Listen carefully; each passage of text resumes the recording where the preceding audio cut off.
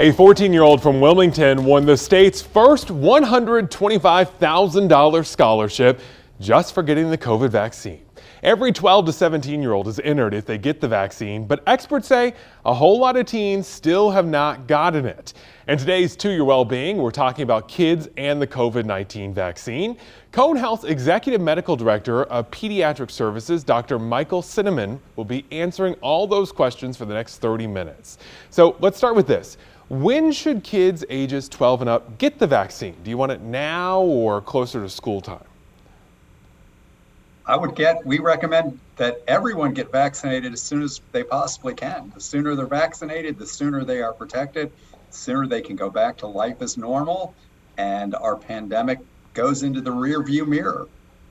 A lot of parents, though, wonder, do you need to space them out with the kids' other vaccines for back to school? Are they okay to do them all at once? It is absolutely okay to do it all at once. That was a question that I think everyone had at the beginning, and we weren't sure.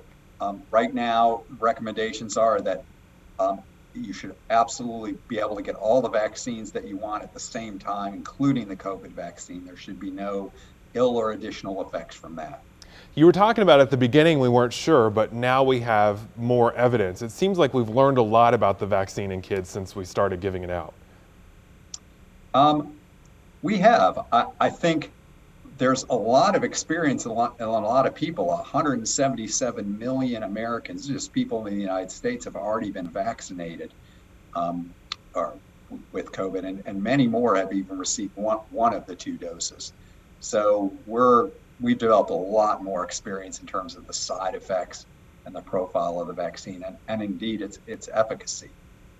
So is this something that parents can just take their kids to the pediatrician's office? Do they have to make some special appointment? Currently, you still sort of have to make a special appointment. The vaccine is a little bit more complicated to handle than most of the other pediatric vaccines. So Cone Health has tried to make it as easy as possible for anyone going to their pediatrician or family medicine doctor. You just call our number. You can either go to the website, conehealth.com vaccines, or the phone number. The easiest way to make the appointment is to call 336-890-1188 and schedule an appointment. And your vaccine for your 12 to 17-year-old will be scheduled in one of our 4 pediatric practices, where people obviously familiar with children and giving shots to teens and adolescents are very experienced. They can still get it at the Coliseum and some of our other larger sites that will be still continuing to vaccinate. But as of the last couple of weeks, we have added this to our pediatric practices as well. I imagine there's plenty of suckers and prizes around there to give the kids when they get the shot. There are some, yes. Stickers are always a big one, but the adolescents are a little bit choosier.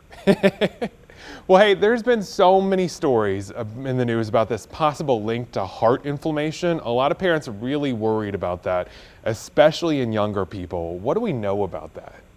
Great question. There does appear to be association for developing heart inflammation after receiving the second dose of the COVID vaccine. It's not just in adolescents. It occurs in people of all ages, but it does appear to be more common in the younger populations. But the important messages and the important facts are that it is still extraordinarily rare.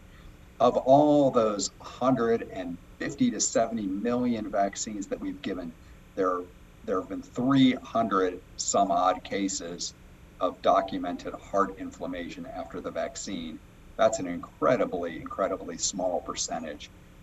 And there is other good news. Heart inflammation obviously can make people very uncomfortable, and it sounds like it is life-threatening. And in some cases, viral infections of the heart are very serious. This appears to be very self-limiting. Everybody who has gotten this has recovered. Some have been hospitalized but have gone home. And as far as we know, every single person who's experienced this has fully recovered from getting it. I think the other major point that is important to make when you talk about heart inflammation in the vaccine is that the infection itself can cause heart inflammation. Again, it's relatively rare.